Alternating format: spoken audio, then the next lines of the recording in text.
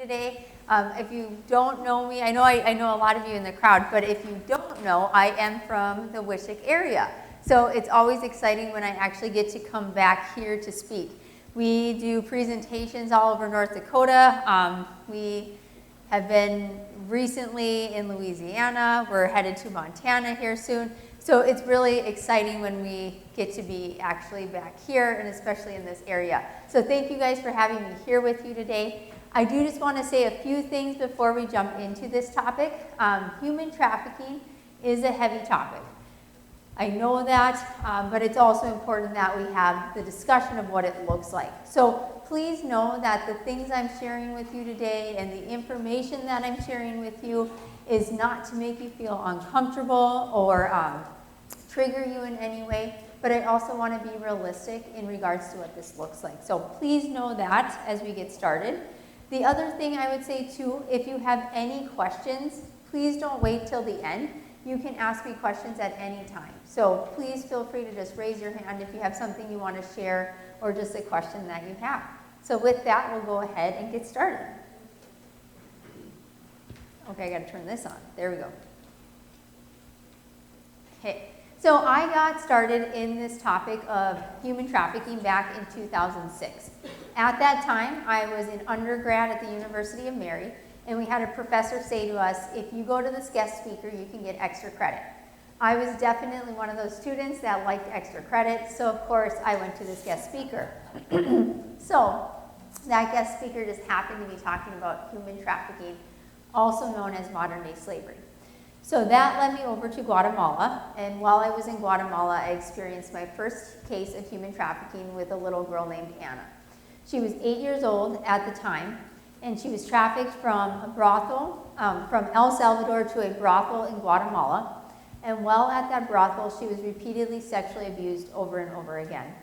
Now, regardless of who you are or what your age is, this is going to be a traumatic event. And it was for Anna, but fortunately, we were able to intervene and provide her with services. And even to this day, she lives a relatively normal life. She's married, she has kids, and she's doing well considering her circumstances. So Anna's really my why behind doing this work. And in 2010 or 2015, actually this September 15th, it'll be 8 years since we started, is when 31A Project came into existence. So 31A Project comes from Proverbs 31:8, speak up for those who can't speak for themselves. So that's where that name comes from. But in our time together, I really just want to look at what do we mean by this term human trafficking? How do we recognize some of the signs, the red flags? And what do you do? Where do you go from here with this information? So a little bit more about what we do as an organization. The first reason we were created was really to raise awareness, spread education. That was our main focus. So we go to a lot of schools, we speak to various ages. When we are in schools, we start with 5th grade. Of course, age-appropriate material. So 5th through 12th is usually the ages that we work with. The other program we have is called our Bravery Backpack Program. And that is anytime a child's a victim of a crime, they are more vulnerable to things like human trafficking. So what happens is if they're a victim of a crime, they can qualify for a backpack. How this got started is we partner closely with law enforcement, and there was an officer who said, unfortunately at times we have to arrest a parent or a guardian, and these kids are at the police station for hours before we can find placement. Would you be willing to put together a support bag? So that's why those bags were created. Our third area of focus is our survivor mentorship program, and that's where we directly work with adult survivors of human trafficking. So they get partnered with a mentor who works with them to try to achieve 2 to 3 different goals. Sometimes it's I want to go to college, I want to get a GED. Because of my trauma, I can't go to the store. Will somebody come with me to the store? So all of those different reasons are why some of the survivors are in our program. And then we have a support group that meets every other week. And then the fourth area that we work on, we are partners with the Attorney General's office, and we work on something called the Demand Reduction Program. And that's a sentencing diversion program for buyers. So those are the individuals who purchase people for sex acts. When they get caught purchasing someone for a sex act, they can get sentenced to that class. So that's just a little overview of who we are and what we do as an organization. Obviously, for the purposes of today, we're really focusing on that first area of education. So a lot of people question, is this something that really exists in our area? And it absolutely does.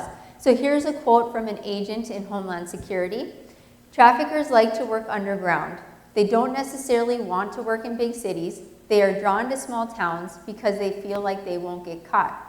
So areas that have a lot of agricultural farming, areas that have not a lot of law enforcement on patrol, those are areas that are also breeding grounds. Traffickers know that and they want to do some of their work there. So we have to be realistic in North Dakota. We are geographically large. We don't necessarily have the highest population, but we're geographically large, which makes it difficult to patrol a state like North Dakota. We also border other states as well as another country. So it's easy to move people in and out of the state, as well as you can't patrol it as easily. So for those reasons, we see crimes like human trafficking growing. So what do I mean, though, by this term human trafficking? Some of you might be well versed with it. Some of you, this might be your first time hearing it. Some of you may have heard it on TV, right? There's so many ways we can hear about this topic. But human trafficking in its basic form is selling someone for a good or service. On the screen, these are the federal definitions, but the basic definition is selling a person for a good or service. Now, I will say, I teach in the criminal justice program at UMary, and we spend 15 weeks on this topic, right? So for this morning, we're condensing it down to about 40 minutes. So yes, we're talking about sex and labor trafficking, but there's also things like organ trafficking. There's child brides, child soldiers. All of those different categories qualify for human trafficking. But for today, we're just going to focus on that sex and labor piece. Now, people can be trafficked for both. So I've had some clients that have been both sex and labor trafficked. So I'll give you an example. You might have heard about the different massage parlor sting operations that have gone on in the state. In those situations, it's typically both a sex and labor case. So why that is like that, usually the people who are they're forced to engage in sex acts with the customers that come into the building. So that's where you have the sex trafficking piece. But where the labor trafficking piece comes into place, usually they are confined to that room where they have to engage in those sex acts. So they have to eat, sleep, and live in that room, and their wages are withheld. So in those cases, it's both sex and labor trafficking. But oftentimes, it's one or the other. The other thing we have to understand about this topic that we see a lot with youth is something called CSEC, commercially sexually exploited children. I'm just going to say sexual exploitation because that's a mouthful, but sexual exploitation often leads to human trafficking. Sexual exploitation involves 2 people, where human trafficking involves 3. So I'll give you an example of sexual exploitation. So this is one that we'll give to students a lot. Johnny wants Kelly to kiss him. Johnny tells Kelly, if you kiss me, I'll give you $20. Okay, let's do that, right? How else could this look? Let's say things aren't going well at home. And maybe I meet someone online that says, you can stay at my house. So I run away from home to go live at this person's house. I get to this person's house who knows I'm already vulnerable. And they say, well, now that you're here, though, you're going to have to engage in some type of sexual activity with me in order to stay here. Or I'll sell you drugs, but in exchange, you have to do this for me. So you're basically taking advantage of someone's vulnerabilities. So we see that a lot with youth. Where this turns into human trafficking is when you have that third party. So let's say, we'll just say Johnny and Kelly. So Johnny is a boyfriend to Kelly. Kelly's an 8th grader. This guy is maybe 19, 20 years old. So there's already a lot of red flags with this relationship, right? So Kelly has really began to trust Johnny and relies on him because he gets her, showers her with a lot of affection, love, kindness, things she's not experiencing at home. So she really, really loves Johnny, right? And all of a sudden, out of nowhere, Johnny says, I can't pay rent this month. And if I can't pay rent this month, that means we're not going to be able to hang out anymore because I'm probably going to have to move and you don't have a license, so you won't be able to drive to see me. And Kelly, who has now come to rely on Johnny, says, well, what can I do to help? And Johnny says, well, actually, Mike said that if you have sex with him this one time, he'll pay the rent, but you just have to do it this one time. But then that one time becomes multiple times. So we see a lot of that occurring.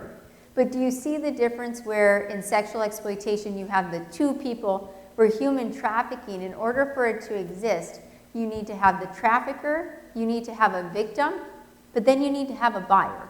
You have to have someone willing to purchase that person for a sex act in order for this to exist. So that's the big difference between the two, but I always like to point that out because people in our program, sometimes it starts out as sexual exploitation, and then it quickly ends up being human trafficking. So where does this occur in? That's the tricky thing about human trafficking. I grew up on a farm. I appreciate the agricultural industry, but I'm not naive to the fact of realizing that it does exist in that field. And I'll share a little bit more here in a bit of why. Construction companies, factories, sex trafficking, the number one way people are sold today and the number one way people are recruited is online. So social media, online platforms is a big thing. Pornography is also big with this, which we're starting to have more conversations. 80% of the survivors we work with say the buyer has brought either a photo or a video of the sex act that they wanted done to them. So we know that that's a correlation there. The other thing that's interesting about pornography, the average age of first exposure to pornography for boys is between 6 and 8. So between the ages of 6 and 8, you literally have these young children that are seeing these images, right? The other thing is the way pornography is created today, it's created to be so addictive that it can rewire the brain the same way as someone who's on cocaine. So I don't think we can even imagine that a drug like cocaine that pornography, by watching it, has the power to rewire your brain as if you were taking cocaine. So I think those are things that are really eye-opening to us and that we have to be aware of. A few statistics. First, we'll start globally. We estimate that there's around 50 million people enslaved in the world today, which is more than at the height of the transatlantic slave trade. This is difficult to track because what we consider slavery in the United States might not always be slavery in other countries. So to me, I think this number is probably lower than what is actually realistic to the amount of people being enslaved. It's the second largest criminal industry in the world. It generates around $150 billion per year. Every 1 out of 150 people we estimate are enslaved in some capacity. And the question I like to ask people a lot is, why would somebody choose to sell a human being versus sell drugs? And the big reason is, with drugs you need more supply. With a human being, I can sell them over and over again. And on average, a person is sold anywhere 5 to 40 times a day. What does that mean? That's 5 to 40 different people a day that are purchasing them. So there's a demand for this. The average age in which someone's recruited is around 12 to 14. The youngest case I've had was with a 3-year-old though. And a case that I always like to reference, one of the survivors in our program, when she was 6 years old, her parents started selling her to people for sex acts. Between the ages of 6 and 37, she believes she was sold to 12 different traffickers in that time.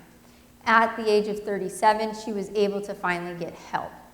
So even though we're working with her now, she's in her 40s, we have to remember her trauma started when she was 6. So that's often the situation we're running into with the survivors that we work with. Life expectancy, 7 years. This was a hard one to really wrap my mind around, like how is this happening until this past year. We had a survivor where her trafficker, this was in Williston, and he had rented the 3rd floor of a hotel. So the hotel knew what he was doing, but he was paying them a significant amount of money. And this 3rd floor, he was running as a brothel. He was trafficking about 30 people at a time. But any time a survivor would get sick, he would bring a veterinarian in to treat their symptoms. And what we don't know is, were they using clean instruments? What did these instruments look like? Because now, many years later, these survivors that have survived the situation have become very ill. Some have gotten septic at times, and they just have many, many health situations going on. So some of it stems from that, right? You're not getting the best medical care. You're also engaging in sexual activity 5 to 40 times a day. You have sexually transmitted illnesses, diseases. Some traffickers will use drugs as a way to control their victims, so you have that. And then you have to think of your nutrition. You're not getting the proper food, water, all those things that you need, and over time your body will break down. So although this is not the case in every situation, you can see why, if you have been trafficked, that lifespan can be shortened quite a lot because of that situation. The other topic we don't like to talk a lot about because it's not as glamorous to people is labor trafficking, but we need to give it the attention it deserves. There are a lot more labor trafficking cases than we realize, and part of this has to do with how visas are. So there's over 100 different visas that you can apply for. The most common visas that we see, though, are the H-2A, the H-2B, and the J-1. North Dakota is in the top 10 states of applying for the most people for the H-2A and the H-2B visas. These visas serve a good purpose if they're used correctly, and that's what I was talking about, that agricultural piece, because a lot of farmers, ranchers will bring people in on the H-2A. H-2B are your hospitality, restaurants, hotels, and J-1 are usually like student exchange programs, or if you're bringing in people to work at a summer camp. The problem with the H-2A or the H-2B, whoever brings you in on that visa is in control of that visa. So we have 2 survivors in our program that came here on H-2B. They got here, their employer was abusive, withheld their paychecks, they were working in very safe or unsafe conditions, and they were supposed to be brought here to work in a restaurant in Montana, and here they were working at a hotel in Dickinson. So the problem with this, though, they have to get permission from the person who brought them in on that visa to work somewhere else. So could you see where someone could take advantage of that situation? And that's what we often see, and it's very hard to detect. That's why our numbers are a lot lower on those types of cases. So in North Dakota, since January 1st, 2016, the North Dakota Human Trafficking Task Force, which agencies like us, other nonprofits and law enforcement are a part of, have worked with 760 victims, but out of that number, around 80% have been North Dakota residents. So again, does it happen here? Absolutely. And honestly, this number's low because a lot of times traffickers are moving people to other states, and we're probably not going to come into contact with those individuals. These are just the people we have come into contact with. So looking at some of the statistics, getting a little bit of a background of what this looks like, we're going to look at some of the indicators now. People often say, how does a trafficker pick its victim? Based on our vulnerabilities, right? And every single one of us in this room has some type of vulnerability.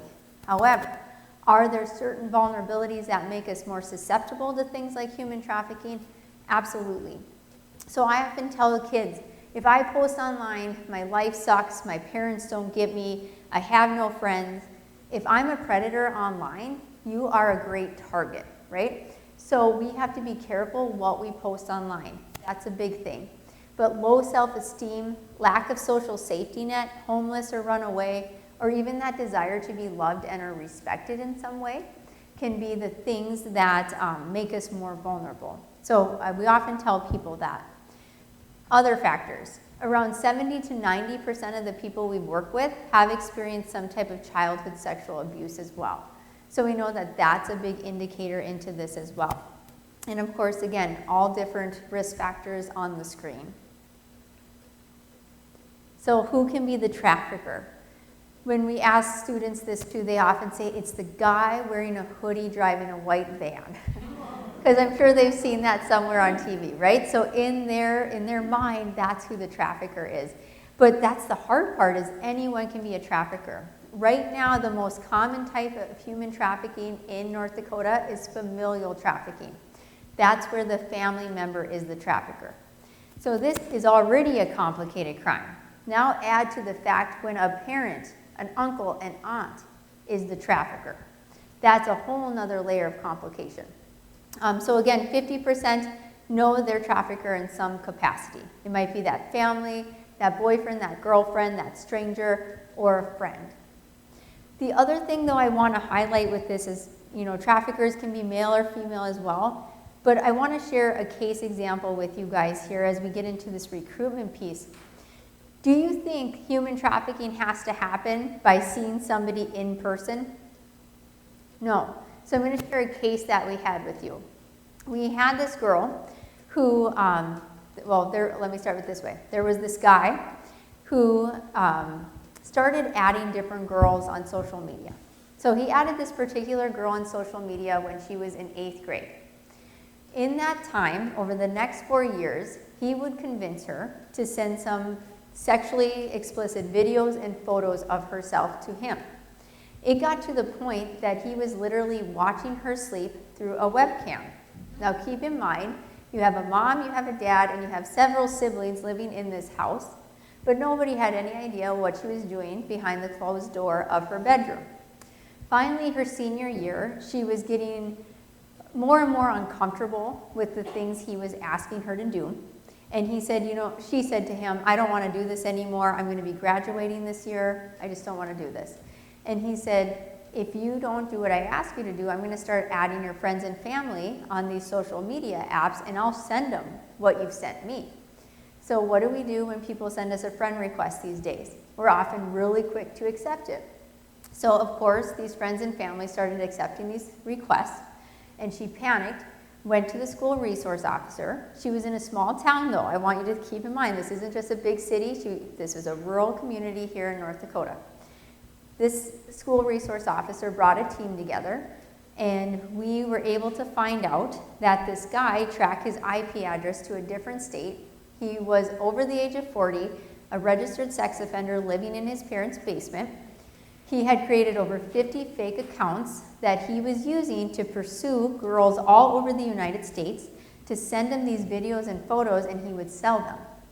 And so these pictures of these girls were all over his bedroom walls. And he had been doing this for years. So I say that is you can literally traffic someone without ever seeing them face to face. The other problem with this too is free Wi-Fi. So we have a lot of traffickers now utilizing free Wi-Fi at libraries, coffee shops, because when you track the IP address, you go to that coffee shop, but how many people that day were there? How can you really figure out which one was the perpetrator in that day of business? So that's why this layer of human trafficking is getting more and more complicated for us. So online, yes, is big, but of course, like malls, parks, any of these places human trafficking can exist in. The other tough one is if you've heard of sugar daddies or sugar babies, there's now conferences where you can learn how to be a sugar baby. So at these conferences, they will teach you, like, we will pair you up with an older gentleman who could pay for your college, pay for your books, or your spring break trip. You may or may not have to engage in some type of sexual relationship with them. So there's literally conferences for this now. So those are just like the layers of things that complicate this. Around 3 out of 4 victims are trafficked online. Here's a quote from one survivor. I was advertised in the same way as a car or a phone, but with even less value than a bike. So I think all of us here would say our value is much higher than the value of a bike. So that, again, it's just another tactic traffickers use to control their victims.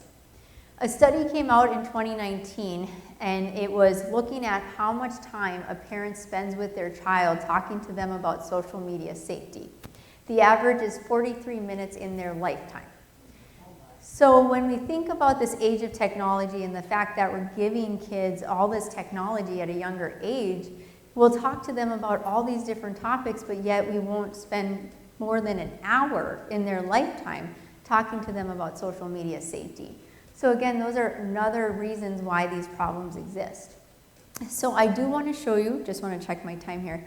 I do want to show you just a short video. We had a group of students who we sat down with them and said, what do you want to tell your peers about social media safety? Help us create this video. So I'm going to go ahead and just show you this video.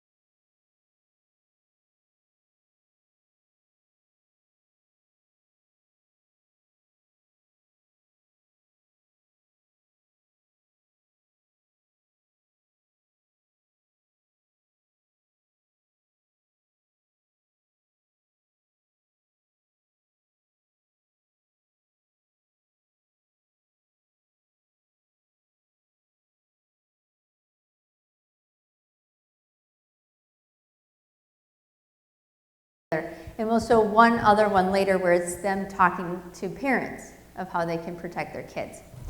So that's a little bit of social media safety that I just wanted to share with you guys quick too, because that's a whole nother topic that you can spend a lot of time on. So some red flags, I know some of you were asking me too, like what are some red flags? So I'm going to give you some different examples. First, if you like to travel, if you visit a lot of different hotels and you notice that there's literally a different guy going into a hotel room every 20 minutes, that's usually an indicator that something's going on in that hotel room. You need to report that to management. If management does not seem to be worried about it, report it to law enforcement, because you never know if that hotel is working with that trafficker. So you need to see how they respond. The other thing is, yes? That hotel in Dickinson, was that shut down yet? No. No, the third floor, the one, that hotel in Williston, no, it's still open. But the hotel in Dickinson that has been bringing people here and abusing their visas, we have been trying to get that guy behind bars for a really long time. So we have another 4 people that are involved in a case there. So, with that guy, with the trafficker for the sex trafficking piece, yeah, he's in jail. Yep, so that trafficker, his name, and I can say this, it's a federal case, Larry Norwood. He started trafficking people in his 20s. He was sentenced to 20 years when he was 28. So he will probably be out in his 40s. So the survivors that have survived, they're very nervous because he's going to be out, when he's in his 40s. And they're very, very worried about that. So I wish he would have gotten more time in this case, but he was very good at manipulating people to the point that he convinced people in the prison, so the prison guards, to write him letters of recommendation of his character during the court case. But it was also interesting, he also convinced them to give him a cell phone while he's in prison, and he was running his trafficking ring while being in prison. And because of COVID, it ended up taking 5 years to do that trial. So he's very good at manipulation, which a lot of these traffickers are. But yes, so that's where that case is right now. So hotels, big part there. Let's say you're at a gas station or you're at a grocery store and you notice maybe there's this older gentleman with this younger individual, and this younger individual seems very anxious. Maybe their clothes are disheveled and this person's really controlling them, talking for them, and this person's staring at the ground, and you can just tell that in your gut something seems wrong. What we want you to do is not intervene, because you have to remember, again, traffickers are dangerous people, and oftentimes if you intervene, they take it out on the victim. So what we want you to do is either go to management or call law enforcement, but what we want you to look for: do they have a tattoo? Do they have a birthmark? What vehicle do they get into? What's the license plate number? And what direction does that vehicle drive? All of those factors can be good information for us. It doesn't mean that it's always a human trafficking case, but there's probably something going on, and so we want you to report that. So those are indicators. Let's say you know a kid, or maybe even, this doesn't have to just be a child, it might be somebody older who starts dating somebody else, and you notice that they go from maybe being this happy-go-lucky person to all of a sudden they're really anxious, they're depressed, they have bruises in varying stages of healing on their body. This person that they're dating is controlling everything they do. So maybe they used to come around a lot, be involved in family activities, hang out with their group of friends, and now they're hardly with those friends at all. They hardly spend time with their family. Those are all red flags to us that something's going on there. So again, watch those things. If you suspect as well, you can even call us and we can look at it too. But if it's an emergency, 911 and local law enforcement are always going to be your 2 go-tos, but of course you have organizations like us as well. So those are some signs to look at. Eye contact. In some cultures it is seen as a sign of disrespect to look someone in the eyes, but it's also a form of control. So one of our survivors, her trafficker would never let her look people in the eyes. And when she did, she would get physically abused for doing that. So again, just a way of control. The other thing is there's a lot of different terms associated with human trafficking. So John used to be the word for buyers. And why it was like that is think John Smith, Jane Doe. But now we try to just say buyer. facilitators. For Larry Norwood to run his business in Williston, he needed people to help him. So he had tattoo artists, hair, nails, all those people came to the hotel. He had drivers to move the girls from location to location. We call those people facilitators. So if you don't have that, you often can't run as big of a criminal network like he was able to do. So those are just a few of the terms. I'll also say the term trick or the life. So a lot of our survivors will say, when I was in the life, that's what they refer to this as. But when, in terms of turning a trick, it means like that's the person who's purchasing them. So you say trick, buyer, date, all those different terms. And then game is another word for the life. Now I'm going to show you some photos here. Some traffickers use tattoos as a way of creating ownership over someone. Just because someone has a tattoo does not mean they're a victim of human trafficking, but it can be a sign of something else. So one of our survivors, and she's in the corner with the creed on her back, her trafficker's nickname was Cowboy. Cowboy thought of himself as God. So if you can read it, it's really hard to read, but he literally was like, I'm God, I'm your God, you will do what I tell you to do. But for this one survivor, she had 7 different brandings on her body that were cowboy themed. Cowboy boots, cowboy shoes, things like that. So in her case, she always said, you know, if someone would have asked me, like, tell me about your tattoos, and saw how I responded, that should have been a red flag. Or like my story would always change. The other thing with this, barcodes were really big in 2011, not as common anymore. But these tattoos are really difficult to remove. So what tattoo artists have started to do, we partner with a few of them, and they won't charge, they will cover the tattoo up with a different image of what the survivor wants.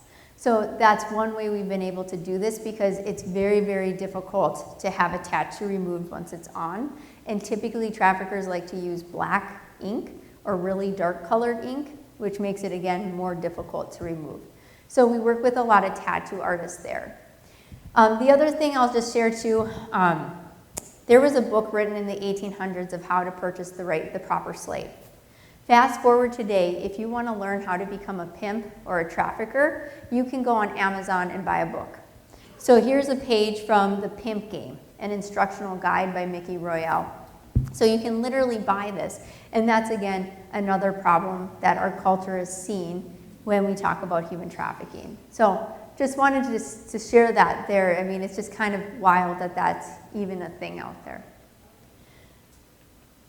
And then a lot of people will say to us, you know, why don't these survivors just leave? Why don't they just walk away? The fact is, it's just not that simple. First off, you heard me, and this is the power and control wheel. It's hard to read, so I broke it down here. What if it is your family member that's your trafficker? That's going to be difficult to leave. What if you have a child with that trafficker, and that trafficker is using that child against you, like, I won't let you see them or I'll hurt that child? There's blackmail. We talk about kids these days like sending socially explicit content to one another, and then they send it to their friend, and then that friend says, if you don't do what I ask you to do, I'm going to show everybody in the school. Those are real fears for kids. And so all of those factors together make this difficult for people to get out of these situations. You may have heard of trauma bonding or Stockholm syndrome. So when we think of Stockholm syndrome, that goes back to the situation in Stockholm. In a few short days, these bank robbers went to a bank, held people hostage, and were able to convince the people that they were holding hostage that the law enforcement officers that were there to help them were really there to hurt them, and they should help the robbers that were holding them hostage in a few short days. So just think of, like, the mind's such a powerful thing, but once it's been rewired to think a certain way, it's difficult to rewire it back. So that's one of our biggest fears. A lot of our survivors we work with say, I can handle the physical abuse.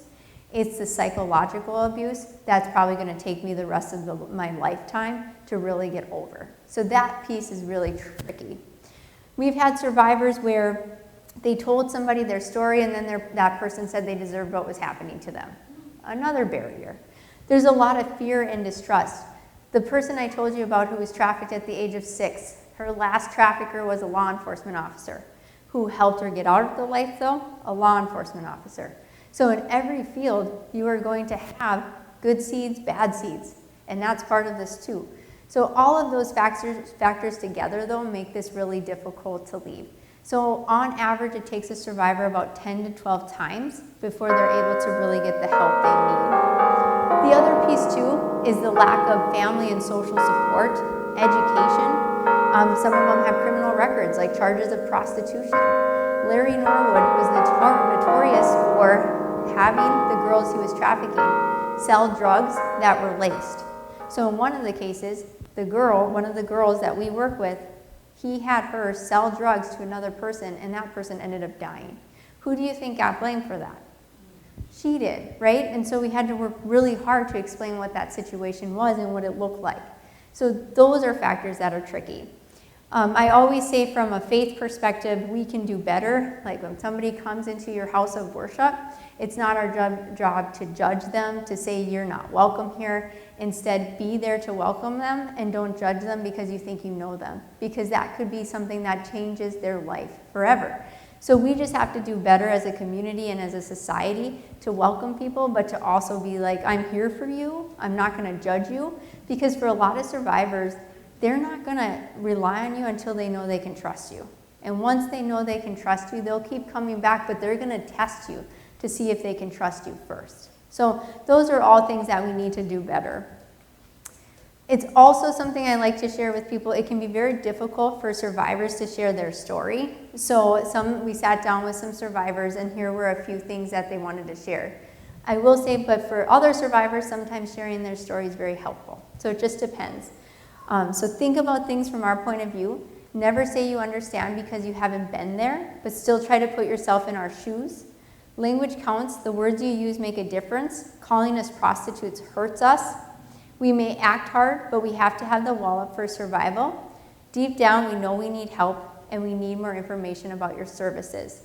And one of the survivors in our program, another thing she said is, don't give up on us. So we're going to test you because so many people have hurt us, and we want to make sure we can actually trust you. So we will test you, but don't give up on us. We're just trying to figure out if we can trust you or not.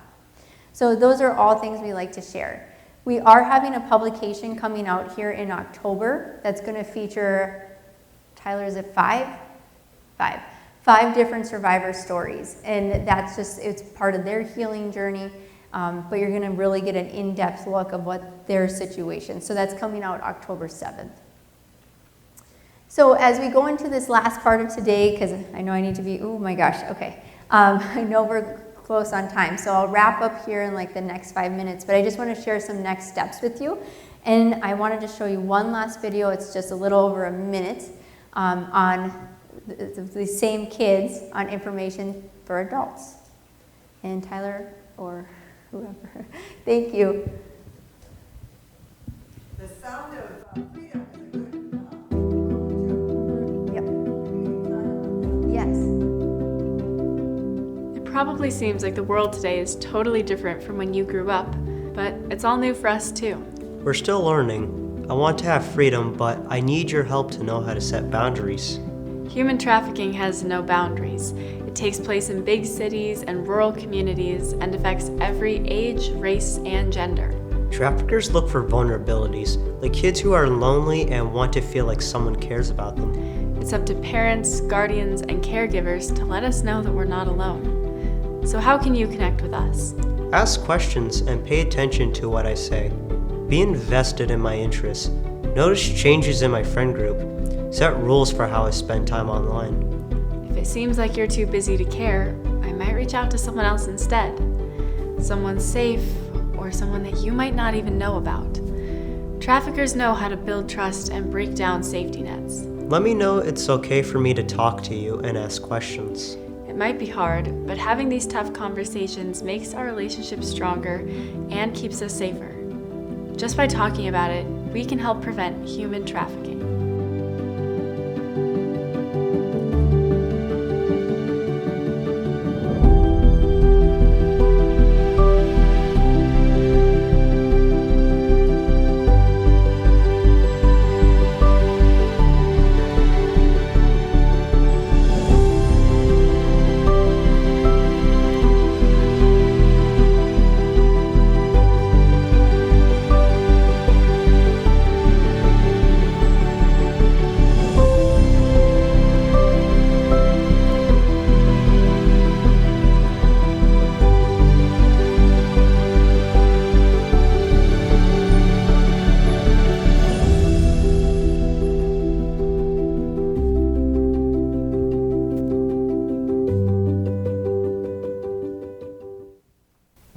So again, they did a really good job putting that together. So as we wrap up, and I will touch on Sound of Freedom, just other ways you can help as you move forward. There's always an opportunity to learn more about this topic. So if you're part of a book club, In Pursuit of Love, really great book. I recommend that. You can even choose to host a film screening. Nefarious, it's really heavy, but it's a good one. That's some ways.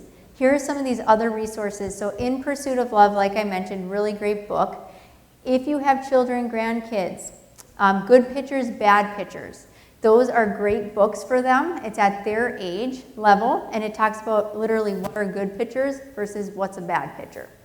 And then, of course, there's other documentaries out there. So if you're curious about organ trafficking, the Tales of the Organ Trade is a good one. Labor trafficking. Trafficked in America looks at farms, like chicken farms.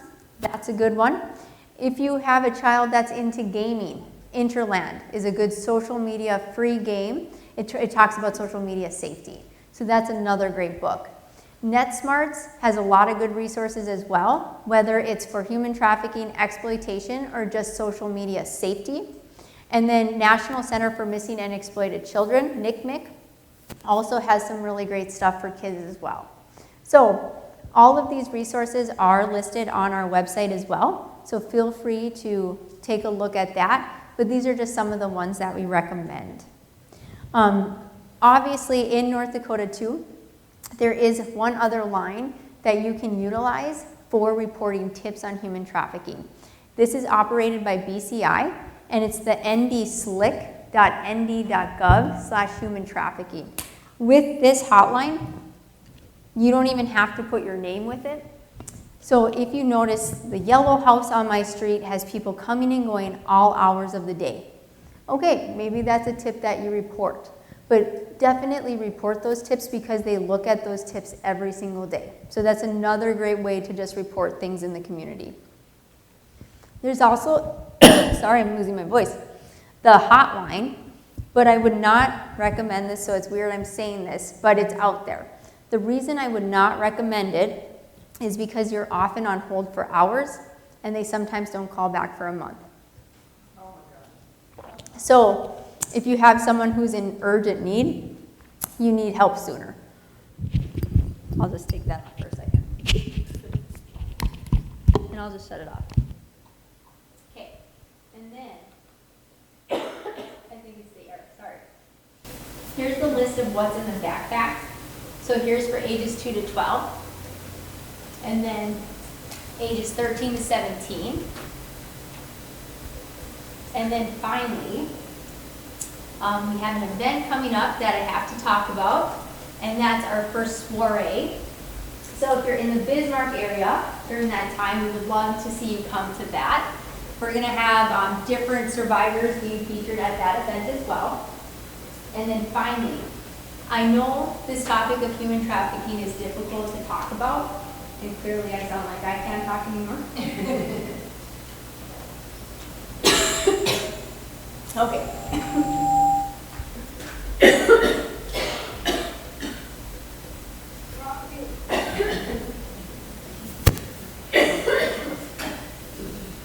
Okay. Sorry about that, wrong too. So I know this topic can be very difficult to talk about, but there is a reason we do it, and it's for these individuals. We have permission to share their photos. These are all survivors in our program. So that's why we do this work. At the end of the day, it's for them.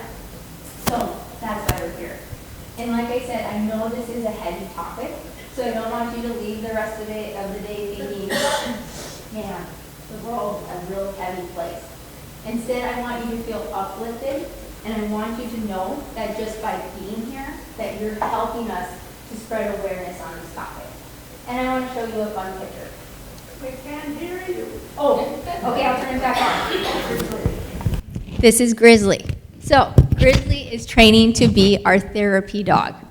So, I wanted to show you that picture because I know this is a heavy topic, and I don't want you to leave today thinking the world is just a terrible place, because you truly are making a difference by being here. But I always like to leave with this photo because it kind of leaves us with a happy thought in our mind. So that's why I like to share it. But I also like to leave this quote too: no one can do everything, but everyone can do something. So you guys are here doing something, so thank you for that. To Joan's point, Sound of Freedom, it's a great movie. Are there some things that are different for us here? Yes. So the trafficking that you're seeing in that movie, that's very common in other countries, but what we see here is a lot different, but it's a good educational opportunity. The other thing I'll say, there's a scene in that movie, so I won't give the whole movie away if you haven't seen it, where the trafficker renames the boy to Teddy Bear. It's not uncommon for traffickers to rename their victims to something else. So some of the survivors in our program, when they went to that movie, it really resonated with them because often their names are changed. And it's a way, again, to create ownership over them. So it's a great opportunity to learn more about the topic, but that's the only thing I'll say is it often looks different here, but it's a good way to learn more. So if you haven't seen it, definitely go and check that out.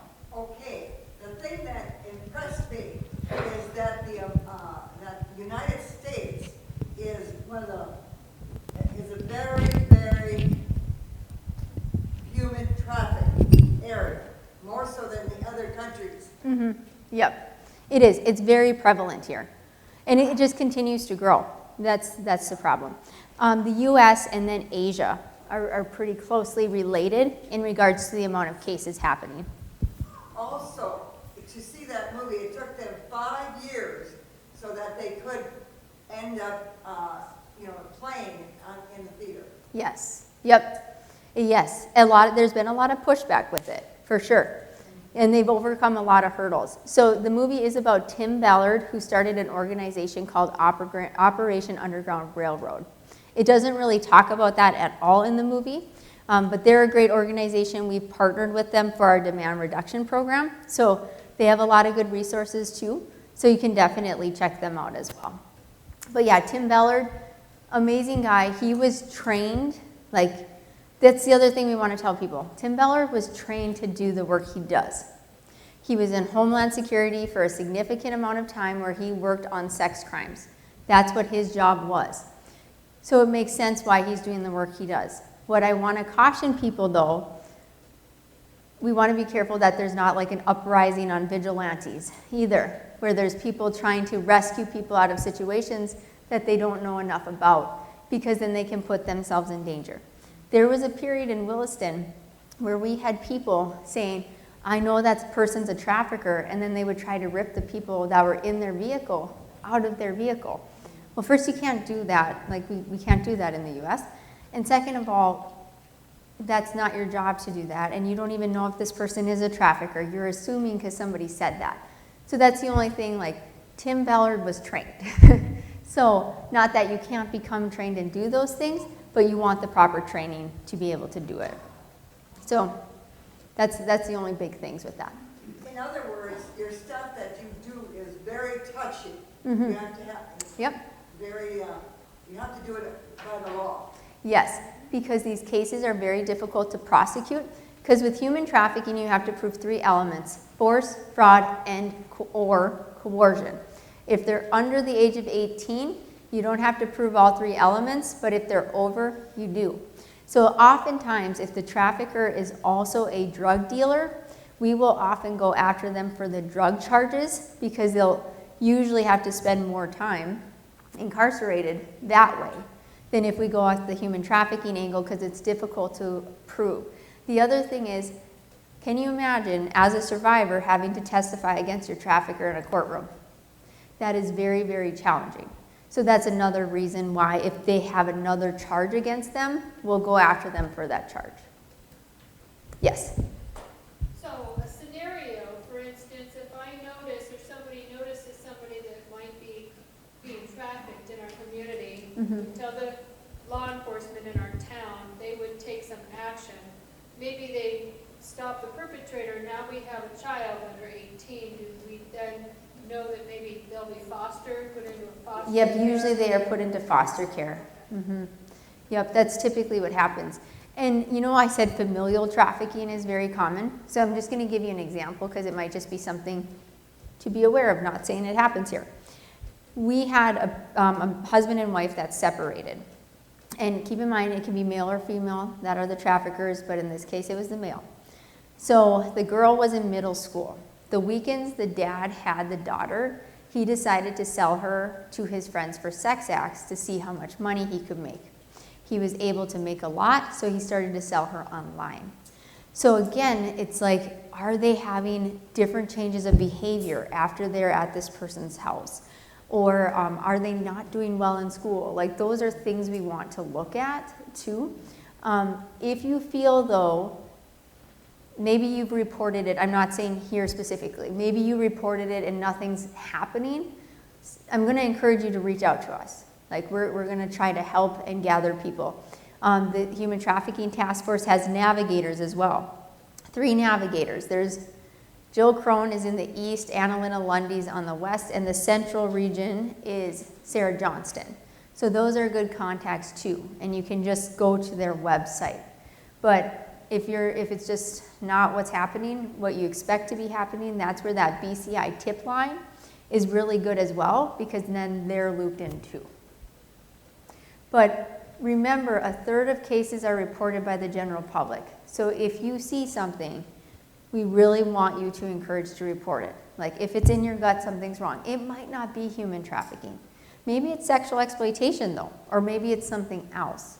We want those things to be reported. Stacy, what is the average sentencing guidelines for a person who is apprehended and convicted of sexual trafficking versus, say, drug offenses? Is there a wide disparity there in the number of years that they are sentenced to? It is so hard to, so out of all the survivors in our program, less than 5 have actually had traffickers sentenced for something. And some of it too is they maybe realize later in life that they were trafficked, so then you have the statute of limitations that happens there too. So these cases are very challenging. So I've seen anywhere from nothing to life in prison. Larry Schneider, Douglas Schneider. There was a case, Douglas Schneider. He was from North Dakota, and he had created a menu of services. So he would get these kids, he owned a restaurant, and he would tell the kids working with him, if you do this sexual act, I will give this to you. And so it was like a form of exploitation. So this went on with kids from South Dakota and I think Montana. In that case, on the day, his sentencing was the day of his birthday, and the judge actually gave him life in prison, which is rare, like really rare, but I think the judge was trying to set a standard and saying, like, we're not gonna accept this type of behavior, but that's rare. So the thing we have to look at too, does it involve minors or does it involve adults? But typically the drug charges are probably gonna get more, unless the case involves minors.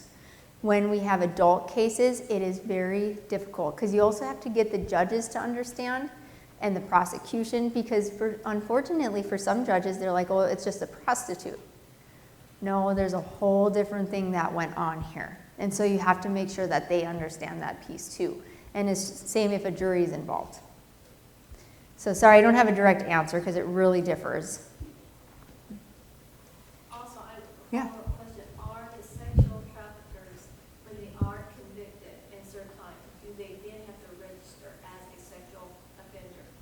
If it involves a minor, but other, It involves a minor. yeah, typically only if minors are involved. Yes. Are you familiar with the hand signal that kids can use if they are in trouble? So the only problem with some of the hand signals or things that come out like that is traffickers are really quick to figure those things out. So that's why, like, we can't ever say, like, use this hand signal, because by the time we say that, who knows what's new or what's coming forward then. So we hear a lot of those different things. Not to say it can't be used, it's just these are criminals, right? Like, they catch on really, really quickly. Yes. What's the ratio boys to girls? So in the state, out of that 760, about 89% were females. But I really feel that there's actually a lot more males out there, but what studies have shown is that they're less likely to come forward. So we're trying to be more intentional about helping males and finding services for males. Because a lot of the services we have are great for females, but they're not necessarily going to work well with males. So I know there's a lot more males. It's just our stats are going to tell you right now it's more women and children. And out of the children number, it's more females. Yes? Do you feel like your organization is being a deterrent to having these rolling like the photo? I definitely think we've been able to reach a lot of people, and we've seen a lot more survivors come forward than we did 8 years ago. So I think every year, the more that we're able to get out there and spread the message, I think that's helping. But I think the biggest thing we'll struggle with is the social media piece. Like, we can't get in front of it. So it's just more of how do we get people, especially kids, to understand the risks. Like, I think a lot of us use social media, but you got to use it in the right way. So I think that's one of our biggest challenges. Oh, you- Yes, okay. yeah, sorry. I think of the elementary school in town or the high school. Mhm. Is there anything that they have access to make themselves aware, like the counselor? Right. So I actually want to reach out to the school because I'll be in Ashley here in October. So I would usually when I'm in the area, I try to do a couple schools at a time if I can. So I do want to just reach out and see what they have so far. A lot of counselors are receiving education on it, but you know, it's still a little tricky. The best thing though, what we like to do in communities is usually we come the night before, we do a community presentation, so if there's any parents that are hesitant about the material that's going to be taught in the school, they can see what we're talking about, they can ask any questions, and then the next day I like to break the students up. I do not like school assemblies. I think they just don't work well. If you have to do them, you'll do them. But I like to pair 5th, 6th, 7th, 8th, 9th, 10th, 11th, 12th. So it takes a lot more manpower on our end, but in the long run, I feel like we have greater results when we break them up. Other questions? What I will say is we do have some stuff in the back, but if you want to just get more information about this topic, we send out one newsletter a month, and we always feature some type of topic surrounding either social media, human trafficking, or pornography. So that is an opportunity to just learn a little bit more of what we're doing too within the community. But I really appreciate you guys having me here, and sorry I did keep you a little bit longer, but thank you guys for having me.